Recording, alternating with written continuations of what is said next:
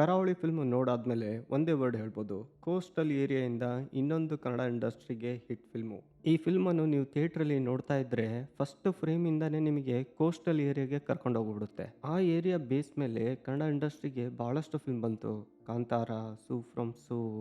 ಅದಕ್ಕಿಂತ ಮುಂಚೆ ನಾವು ಅದಕ್ಕೆ ಫೆಮಿಲಿಯರ್ ಆಗಿದ್ದು ಉಳಿದವರು ಕಂಡಂತೆ ಆ ಕೋಸ್ಟಲ್ ಏರಿಯಾ ಸ್ಟೋರಿ ಹೆಂಗಿರುತ್ತೆ ಅಂದು ನನಗನ್ಸಿತ್ತು. ಇಷ್ಟೆಲ್ಲ ಫಿಲ್ಮ್ ಬಂದಿದೆ, ಮತ್ತೇನು ತೋರಿಸ್ತಾರೆ ಇವರು ಹೊಸದಾಗಿ ಅಂದ್ಕೊಂಡಿದ್ದೆ. ಆದರೆ ಕರಾವಳಿ ಫಿಲ್ಮ್ ನೋಡಿದಾದ್ಮೇಲೆ ಗೊತ್ತಾಯಿತು, ಆ ಏರಿಯಾದಲ್ಲಿ ಭಾಳಷ್ಟು ಸ್ಟೋರಿಗಳಿದೆ ಅಂತೆ. ಈ ಫಿಲಮು ನೀವು ನೋಡಾದ್ಮೇಲೆ ಈ ಫಿಲಮ್ ಸ್ಟೋರಿ ನಿಮಗೆ 1 ರಿಂದ 2 ದಿವಸ ನಿಮಗೆ ಕಾಡುತ್ತೆ. ಇದು ಕ್ಲಿಯರಾಗಿ ಒಂದು ಮೆಸೇಜ್ ಹೇಳುತ್ತೆ ಈ ಫಿಲಮು, ಕರ್ಮ ಹಿಟ್ ಬ್ಯಾಕ್.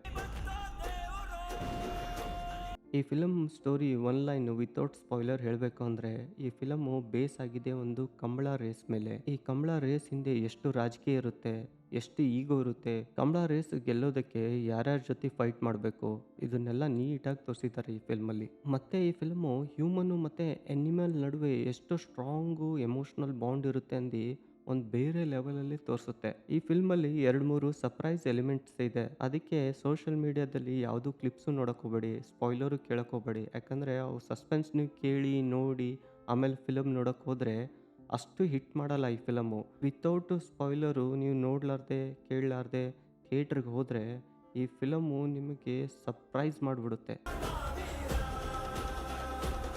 ಈ ಫಿಲ್ಮು ಆ್ಯಕ್ಟಿಂಗ್ ಪರ್ಫಾರ್ಮೆನ್ಸ್ ಬಗ್ಗೆ ಮಾತಾಡಬೇಕಂದ್ರೆ, ಪ್ರಜ್ವಲ್ ದೇವರಾಜು, ರಾಜ್ಬಿ ಶೆಟ್ಟಿಗಿಂತ ಮಿತ್ರ ಕ್ಯಾರೆಕ್ಟರ್ ಇದೆಯಲ್ಲ ಮಹಾಬಲ, ಅದು ಸ್ಟ್ರಾಂಗ್ ಆಗಿದೆ. ಅದರ ಪ್ರೊಡಕ್ಷನ್ನು ಲಾರ್ಜರ್ ಲೈಫ್ ತೋರಿಸಿದ್ದಾರೆ. ಮಿತ್ರ ಅವರು ಈ ಫಿಲ್ಮಲ್ಲಿ ಎಲ್ಲ ಥರದ ಆ್ಯಕ್ಟಿಂಗ್ ಶೇಡ್ ತೋರಿಸಿದ್ದಾರೆ. ಇದರಲ್ಲಿ ನಾನು ಒಂದು ಅಬ್ಸರ್ವ್ ಮಾಡಿದ್ದು, ಮಿತ್ರ ಅವ್ರ ಆ್ಯಕ್ಟಿಂಗ್ ಗ್ರಾಫು ಯಾವ ಲೆವೆಲಲ್ಲಿದೆ ಅಂದರೆ ನಮ್ಮ ಇಂಡಸ್ಟ್ರಿ ಇಂಥ ಆ್ಯಕ್ಟ್ರನ್ನು ಯುಟಿಲೈಸೇ ಮಾಡ್ಕೊಂಡಿಲ್ಲ ಇಷ್ಟು ದಿವಸ ಅನಿಸ್ತಾ ಇತ್ತು ಈ ಫಿಲ್ಮ್ ನೋಡಾದ್ಮೇಲೆ. ಪ್ರಜ್ವಲ್ ದೇವರಾಜ್ ಆ್ಯಕ್ಟಿಂಗು ಸೂಪರ್ ಆಗಿದೆ, ಏನು ಪ್ರಾಬ್ಲಮ್ಮೇ ಇಲ್ಲ. ಜಸ್ಟ್ ಅದು ವಾಯ್ಸು ಅವ್ರದ್ದಿಲ್ಲ ಅನ್ನೋದು. ನೀವು ಥಿಯೇಟ್ರಲ್ಲಿ ಫಸ್ಟು ಅವರು ಕ್ಯಾರೆಕ್ಟರ್ ಇಂಟ್ರೊಡ್ಯೂಸ್ ಆಗುತ್ತಲ್ವಾ, 1 ನಿಮಿಷ 2 ನಿಮಿಷ ಒಂದು ಸ್ವಲ್ಪ ನಿಮಗೆ ಡಿಫ್ರೆನ್ಸ್ ಅನಿಸ್ಬೋದು. ಆಮೇಲೆ ನೀವು ಕಥೆಯಲ್ಲಿ ಇನ್ವಾಲ್ವ್ಮೆಂಟ್ ಆಗ್ತಾ ಹೋದರೆ ಆ ವಾಯ್ಸ್ ನಿಮಗೆ ಡಿಫ್ರೆನ್ಸೇ ಅನಿಸೋದಿಲ್ಲ.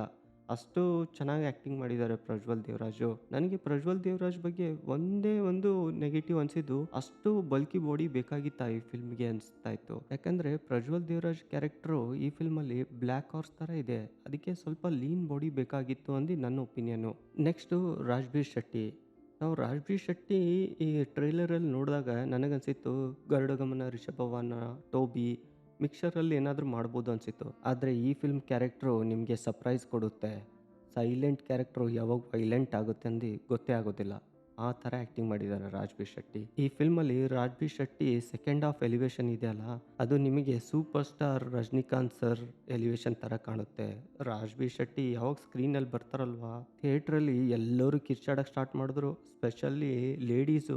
ರಾಜ್ಬೀರ್ ಶೆಟ್ಟಿ ಫ್ಯಾನ್ ಫಾಲೋವಿಂಗಲ್ಲಿ ಜಾಸ್ತಿ ಜನ ಲೇಡೀಸೇ ಇದ್ದಾರೆ.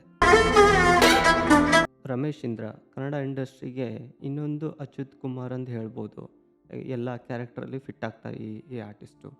ರೀಸೆಂಟಾಗಿ ತೆಲುಗು ಫಿಲ್ಮಲ್ಲೂ ಹೆಸರು ಮಾಡಿದ್ದು. Actor Ramesh Indra plus point ಏನಂದರೆ ಬೇಸ್ ವಾಯ್ಸು.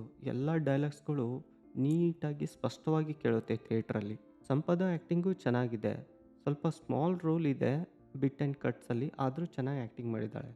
ಎಕ್ಕಾ ಫಿಲ್ಮಲ್ಲಿ ಚೆನ್ನಾಗಿತ್ತು ಇವಳ್ದು ಆ್ಯಕ್ಟಿಂಗು. ಆದರೆ ಈ ಫಿಲ್ಮಲ್ಲಿ ಸ್ವಲ್ಪ ಸ್ಪೇಸ್ ಕಮ್ಮಿ ಇದೆ, ಏನು ಮಾಡೋಕ್ಕಾಗಲ್ಲ. ಯಾಕಂದರೆ ಈ ಫಿಲ್ಮ್ ಸಬ್ಜೆಕ್ಟೇ ಬೇರೆ ಇದೆ. ಟೆಕ್ನಿಕಲ್ ಡಿಪಾರ್ಟ್ಮೆಂಟ್ ಬಗ್ಗೆ ಹೇಳಬೇಕಂದ್ರೆ, big hats off to cinematographer Abhimanyu. ಈ ಫಿಲಮ್ ಸ್ಟೋರಿಯನ್ನು ನೀವು ಕ್ಯಾಪ್ಚರ್ ಮಾಡೋದೇ ಭಯಂಕರ ಕಷ್ಟ. ಅದರಲ್ಲೂ ಸ್ಪೆಷಲಿ ಕಂಬಳ ರೇಸ್ ಇದೆಯಲ್ಲ, ಆ ಕೋಣಗಳನ್ನು ಸೀಕ್ವೆನ್ಸ್ ಆಗಿ ಕ್ಯಾಪ್ಚರ್ ಮಾಡಬೇಕು. ಆದರೆ ಈ ಫಿಲ್ಮಲ್ಲಿ ಸಿನಿಮಾಟೋಗ್ರಾಫರು ಜೀನಿಯಸ್ ವರ್ಕ್ ಮಾಡಿದ್ದಾರೆ.